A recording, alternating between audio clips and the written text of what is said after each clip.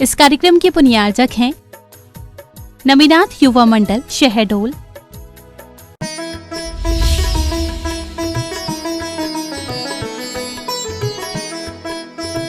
चतुर्मास से लेकर के कुंडलपुर तक के लिए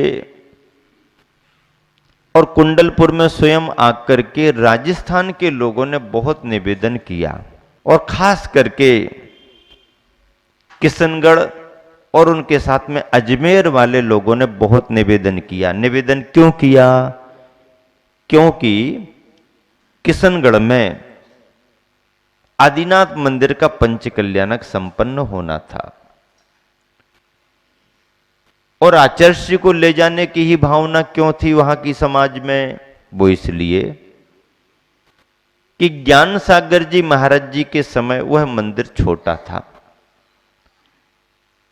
और उस तरीके से नहीं था।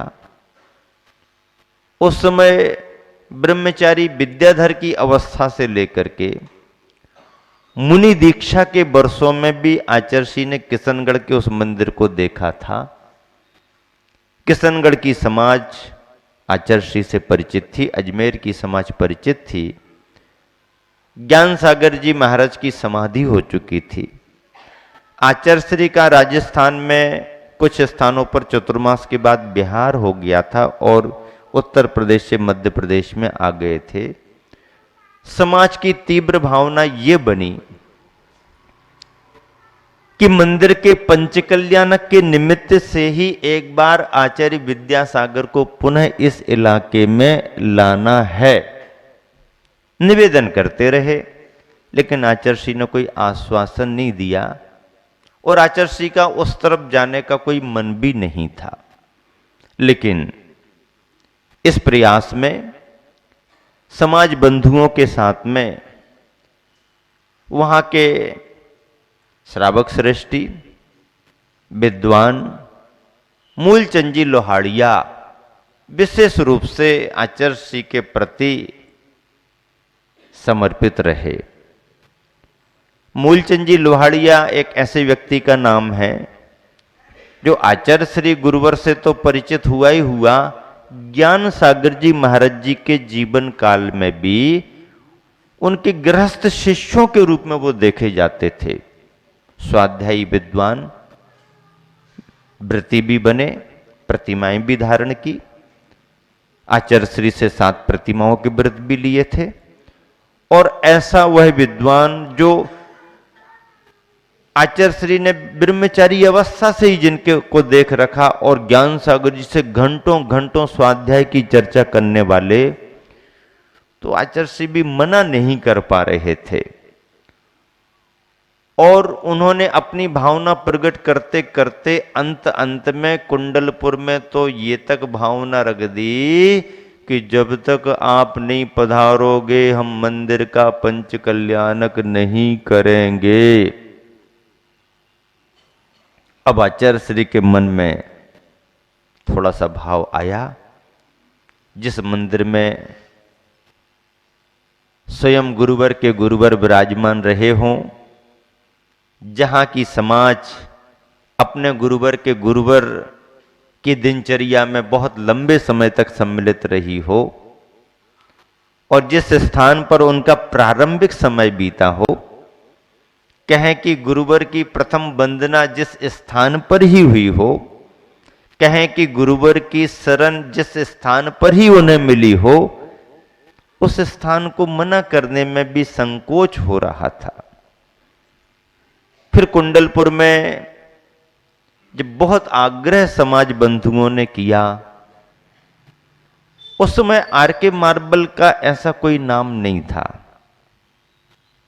आर.के. मार्बल का परिवार ज्ञान सागर जी से परिचित था।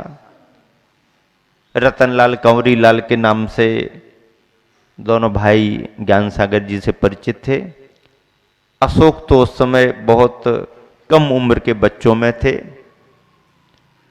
अशोक जी का भी आचार्य श्री के पास में आना और इस रूप में आचार्य श्री का लाभ लेना, इसकी कहानी आगे बताएंगे आपको। उस समय पाटनी परिवार ही था।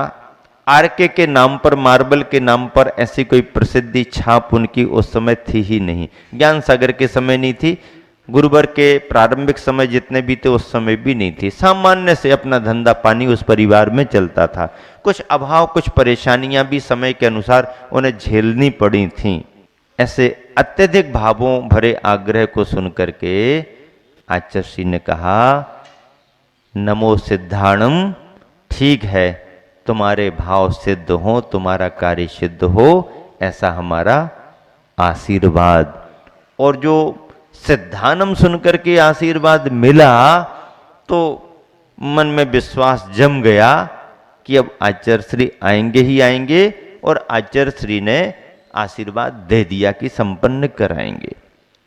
यथा समय कुंडलपुर से बिहार हुआ संघ का। बिहार करते करते करते करते गुरुवर जिन रास्तों से आगे बढ़े, उन रास्तों में मध्य प्रदेश का ही मुरैना नगर पड़ा। मुरैना वासियों ने जब सुना कि गुरुवर आचार्य श्री का विहार इस तरफ से हो रहा है, तो वहां पंच कल्याणकों की चर्चा पहले से ही चल रही थी। जिन्हें उम्मीद नहीं, उनके नगर में पंच कल्याणक के अवसर पर यदि कोई संघ विहार करके आए तो समाज वालों को तो जैसे कि बिल्कुल छप्पड़ फाड़ के मिल रहा हो। उन्होंने आके निवेदन भी किया। गुरुवर ने कहा कि हमारे रास्ते में नगर है ही, और उन सब की भावनाएं देख करके, वहां की अनुकूलता देख करके पंच कल्याणक और गजरत महोत्सव संपन्न कराया। ये गजरत और पंच कल्याणक ऐसे हैं जो क्षेत्रों में और नगरों के नाम पर लगभग होते ही रहते हैं। 79 के इस पंच कल्याणक के पहले गुरुवर आचार्य श्री ने 78 के सन में ही, 78 के चातुर्मास के पहले ही अतिशय क्षेत्र बीना वाराह, जो सागर जिले में ही देवरी के निकट है, उस बीना वारा का पंच कल्याणक गजरत महोत्सव भी संपन्न कराया। वह पंच कल्याणक 1 मार्च से लेकर के 6 मार्च तक सन 1978 में संपन्न हुआ। उस इलाके का पंच कल्याणक बड़ी धर्म प्रभावना के साथ संपन्न हुआ था। और सुयोग संयोग की बात है, सुयोग संयोग की बात है कि उस पंच कल्याणक में, चूंकि मैं जिस समय सागर में था तो उस समय सागर में मोराजी वर्णी भवन मोराजी में एक विशेष सेवा दल चलता था, बाहुबली सेवा दल के नाम पर। तो बाहुबली सेवा दल में जहां बड़े बड़े लोग भी सेवारत रहते थे, तो आगे काम चलता रहे तो नए नए बच्चों को भी उसमें एडमिशन दिया जाता था, भर्ती की जाती थी, और वो समाज सेवा के एक बहुत अच्छा सेवा दल माना जाता था। धार्मिक कार्यों में, पंच कल्याणकों में बड़ी महत्व की भूमिका उस सेवा दल की उस इलाके में मानी गई। तो सुयोग तो मेरा भी बना कि बाहुबली सेवा दल के रूप में मैं भी गया, कुछ दिन की छुट्टी निकाल करके मैं भी गया। पर सेवा दल के रूप में था तो जहां ड्यूटी लगेगी वहां पर ही रहना है। अब आचार्य श्री कहाँ है, या उनके पास अपन को चलना चाहिए, या वो समय उस समय नहीं मिला। और अपनी ड्यूटी करके जितने दिन भी अनुकूलता रही उस पंच कल्याणक में सम्मिलित होकर के और वापस आना हुआ।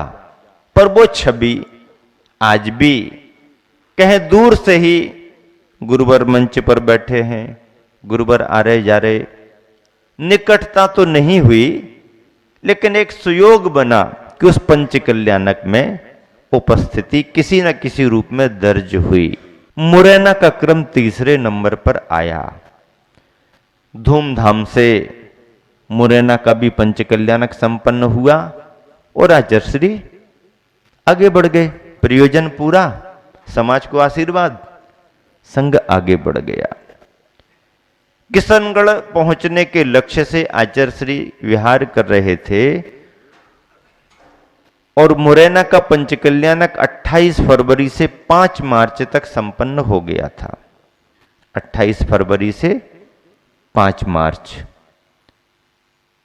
अप्रैल के महीने में महावीर जयंती आती है और महावीर जयंती का निमित्त बना करके गुरुवर का जो बिहार आगे बढ़ा तो सीधे राजस्थान की गुलाबी नगरी, पिंक सिटी, जैनियों का गढ़, मंदिरों की संख्या गिनना कठिन है और संपूर्ण मंदिरों की वंदना करना है तो महीना 15 दिन का डेरा डालना पड़ेगा। ऐसे समाज बहुल इलाके में महानगर में आचार्य श्री का मंगल प्रवेश हुआ। बहुत उत्साह से लोगों ने गुरुवर की आगवानी की। आचार्य श्री की चर्या से, आचार्य श्री के ज्ञान से, साधना से सभी परिचित थे, प्रभावित थे। तैयारियां की सभी ने और एक अच्छी प्रवचन माला का आयोजन किया जो एकदम सार्वजनिक तौर पर रखी गई और गुरुवर ने भी जयपुर शहर के हिसाब से, जैन समाज के अपार जन समुदाय के हिसाब से, कहें सभी तरह की मान्यताओं के लोगों के रहने के हिसाब से अपने प्रवचन दिए। एक 1.5 घंटे के प्रवचन प्रतिदिन सार्वजनिक दिए। बहुत गजब की अद्भुत ऐतिहासिक धर्म प्रभावना जयपुर नगर में संपन्न हुई। यह लाभ तो बहुत बड़े रूप में समाज को मिला। धर्म प्रभावना का अद्भुत कीर्तिमान भी स्थापित हुआ। लेकिन इतना होने पर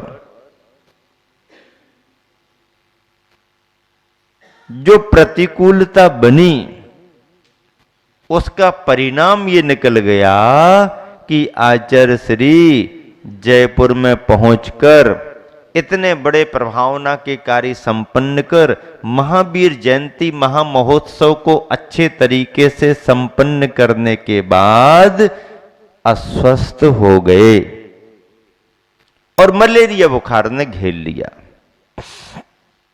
मलेरिया बुखार आचार्य श्री को अनेकों बार आया है। मलेरिया बुखार जल्दी जाता भी नहीं था। मलेरिया बुखार एक बार गुरुवर को नैनागिर जी के चतुर्मास में भी आया था सन 1978 में। और ऐसा बताते हैं प्रत्यक्षदर्शी जो सेवा में रत थे, अपने संघ के महाराज और सागर बंडा की समाज के बंधु, कितनी तीव्रता बनी थी नैनागिर के चतुर्मास में आचार्य श्री की अस्वस्थता की कि उपाय और इलाज करने के बाद भी, इलाज तो ऊपर ऊपर के, इलाज तो आयुर्वेदिक, और वैसे भी आचार्य श्री इन सबसे दूरी बना करके तो रखते हैं लेकिन आवश्यकता के अनुसार निषेध भी नहीं करते। वैद्यों ने आकर के, डॉक्टरों ने आकर के जो परामर्श दिए, श्रावकों ने औषधि के रूप में गुरुवर की परिचर्या भी कराई, खूब सेवा की भी की, खूब ध्यान भी रखा। लेकिन अंतरंग से कर्म की तीव्रता ऐसी आई कि आचार्य श्री को नैनागिर के चतुर्मास में भी मलेरिया बुखार ने बहुत घेरा और टेम्परेचर कम ही ना हो, 106 107 तक के टेम्परेचर 2 3 दिन तक बने रहे। सिर में भारीपन आ गया, सिर दर्द बहुत होने लगा, दिनचर्या में बाधा आने लगी। संघ के महाराज जी, ब्रह्मचारी, गृहस्थ श्रावक जो बहुत अच्छी विवेक रखते हैं, चर्या को संपन्न कराते थे। सबके उपायों के बाद भी आराम नहीं मिल रहा, थोड़ा बहुत कम हो भी तो फिर बढ़ जाए, चिंता का विषय हुआ, आदि आदि। एक समय तो ऐसी भी स्थिति आई कि जब आचार्य श्री को अत्यधिक प्रतिकूलता महसूस हुई तो आचार्य श्री ने प्रमुख लोगों को, जो वहाँ पर जिम्मेदार जवाबदार थे सागर के आदि आदि, उन विद्वान या श्रेष्ठियों के सामने कह दिया कि भाई स्थिति मेरे अनुकूल बिल्कुल भी नहीं है और मैं तो आचार्य पद का त्याग कर रहा हूं। आप देखें, श्रावकों ने कहा नहीं आचार्य अभी ऐसी कोई बात नहीं आदि आदि, और विवेकी जनों की बातों पर ध्यान देना भी पड़ता है और बहुत अच्छे तरीके से उस समय की स्थिति को श्रावकों ने निवेदन पूर्वक कि गुरुवर निर्णय तो जो भी है वो आपके ही होंगे, लेकिन हम सभी आपकी चर्या में सहयोगी हैं और इस सब में अनुकूलता बनेगी, अभी ऐसी कोई बात नहीं है इत्यादि प्रकार से समय थोड़ा सा निकला। गुरुवर की कुछ पुण्य प्रकृति साता वेदनी कर्म के रूप में आई, प्रतिकूलता असाता वेदनी का समन हुआ और गुरुवर को धीरे धीरे आराम मिला, लाभ मिला। ये 1978 का संदर्भ जो आगे बढ़ जाने के बाद भी याद आ गया और आपको उसी क्रम में सुना दिया। जयपुर में भी आचार्य श्री को ऐसे ही मलेरिया बुखार ने घेर लिया और मलेरिया बुखार ने जब घेरा तो जो अनुमान था और जिस हिसाब से विहार करके आचार्य श्री जयपुर से किशनगढ़ को बढ़ने वाले थे वो सब चेंज हो गया। अस्वस्थता इतनी बढ़ गई, विहार करना संभव नहीं और दिन पर दिन निकलने लगे। पहले तो प्रभावना की प्रसन्नता सभी को रही, लेकिन जब अस्वस्थता में विहार करना ही रुक गया तो अजमेर और किशनगढ़ के लोगों को तो तारीख सामने आ रही है और आचार्य इस स्थिति में कैसे कहें कि विहार करो। आचार्य के मन में था, लेकिन शरीर में बिल्कुल भी अनुकूलता नहीं थी। दिन पर दिन निकलने लगे। किसी ने कहा टाइम कम रहेगा, फिर विहार कैसे होगा, स्वस्थता है।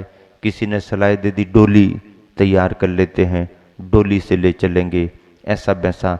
सुशील कुमार जी वैद्य अभी भी वर्तमान में है, बहुत अच्छे यानी एक तरह से आयुर्वेद के ज्ञाता हैं, उनके अपने अनुभव हैं। त्यागी वृत्तियों की सेवा में उनकी विशेष रुचि भी है, उनकी दक्षता भी, पुण्य का भी उनका योग है कि वो जहाँ भी जिस रूप में औषधि उपचार के लिए आगे बढ़ते हैं उनका यश नाम कर्म का उदय कि उन्हें सफलता मिलती है। और ऐसा होते करते 5-7 दिन ही बचे पंच कल्याणक प्रारंभ होने में। जयपुर से किशनगढ़ की दूरी भी आप जानते हो। अब तो उम्मीद छोड़ने लगे लोग कि अब आचार्य नहीं पहुंच पाएंगे, क्योंकि अस्वस्थता है और बुखार आना बंद भी हो गया तो कमजोरी बहुत है, ऐसा बताते हैं।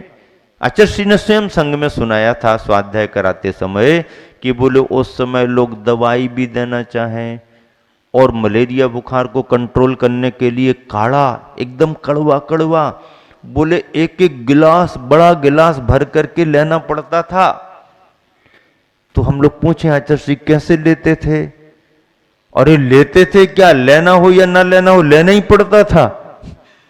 वैद्य जियों ने कहा कि इतना पहले लेना, खाली पेट में लेना, तो बाकी भोजन तो एक तरफ, इतना भर करके गिलास चिरायता का कड़ुआ पूरा का पूरा पीना है। और आगे की यात्रा कल सुनेंगे। आज का समय हो गया महावीर भगवान की।